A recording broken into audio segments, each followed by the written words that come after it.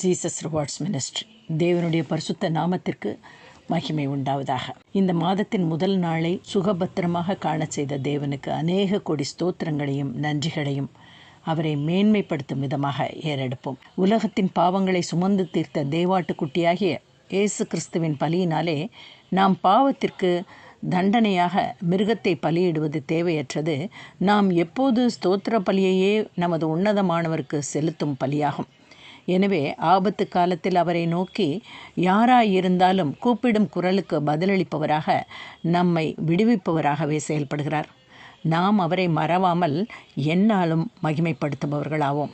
இந்த 921ஆம் நாளின் வெகுமதியாக பரிசுத்த வேதாகமத்தின் பழைய ஏற்பாட்டில் ஏசியாவின் புத்தகம் 62ஆம் அதிகாரத்தில் இருந்து, எருசலேமே, உன் மதில்களின் மேல் பகல் முழுவதும் முழுவதும் ஒரு காலும் மௌனமாயிராத ஜாமக்காரரை கட்டளையிடுகிறேன். கர்த்தரை பிரஸ்தாபம் பண்ணுகிறவர்களே, நீங்கள் அமெரிக்கையாய் இருக்கலாகாது. அவர் எருசலேமை ஸ்திரப்படுத்தி பூமியிலே அதை புகழ்ச்சியாக்கும் வரைக்கும் அவரை அமர்ந்திருக்க விடாதிருங்கள். இனி நான் உன் தானியத்தை உன் சத்துருக்களுக்கு ஆகாரமாக கொடேன். உன் பிரயாசத்தினாலாகிய உன் திராட்சை ரசத்தை அந்நிய புத்திரர் குடிப்பதும் இல்லை என்று கர்த்தர் தமது வலது கரத்தின் மேலும் தமது வல்லமை உள்ள புயத்தின் மேலும் ஆணையிட்டார்.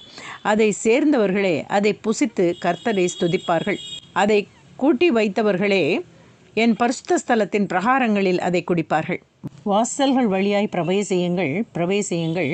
ஜனத்துக்கு வழியை செவ்வைப்படுத்துங்கள். பாதையை உயர்த்துங்கள். அதில் உள்ள கற்களை பொறுக்கி போடுங்கள். ஜனங்களுக்காக கொடியை ஏற்றுங்கள். நீங்கள் சீயோன் குமாரத்தியை நோக்கி, இதோ உன் இரட்சிப்பு வருகிறது. இதோ அவர் அருளும் பலன் அவரோடும் அவர் செய்யும் பிரதிபலன் அவர் முன்பாகவும் வருகிறது என்று சொல்லுங்கள் என்று கர்த்தர் பூமியின் கடையாந்திரம் வரைக்கும் கூறுகிறார். அவர்களை பரிசுத்த ஜனம் என்றும் கர்த்தரால் மீட்கப்பட்டவர்கள் என்றும் சொல்லுவார்கள். நீ தேடிக்கொள்ளப்பட்டது என்றும் கைவிடப்படாத நகரம் என்றும் பெயர் பெறுவாய் என்று ஏசியா தீர்க்க தரிசனம் எழுதியிருக்கிறார். இப்பகுதியில் கிறிஸ்துவின் முதலாம் வருகையும் இரண்டாம் வருகையும் குறிப்பிடப்பட்டுள்ளது. ஜாமக்காரர், அதாவது காவற்காரர், கர்த்தரை பிரஸ்தாபப்படுத்துபவர்கள் என்றும், ஊழியக்காரரையும் தலைவர்களையும் குறிப்பிட்டு அமைதியாக இருக்கலாகாது என்றும் கூறப்பட்டுள்ளது. பூமியின் கடையாந்திரம் வரைக்கும் கர்த்தர் கூறுவதால் உலகில் எந்த மூலையில் இருந்தாலும் யாவருக்கும் சென்று சேரும்படியான ஒரு கட்டளையாக இருக்கிறது.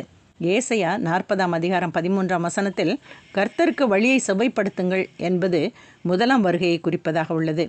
இந்த 62ஆம் அதிகாரம் 11ஆம் வசனம் மக்களுக்கு வழியை செவ்வைப்படுத்துங்கள் என்று குறிப்பிடுவது கிறிஸ்துவின் இரண்டாம் வருகையை குறிப்பிடுகிறது.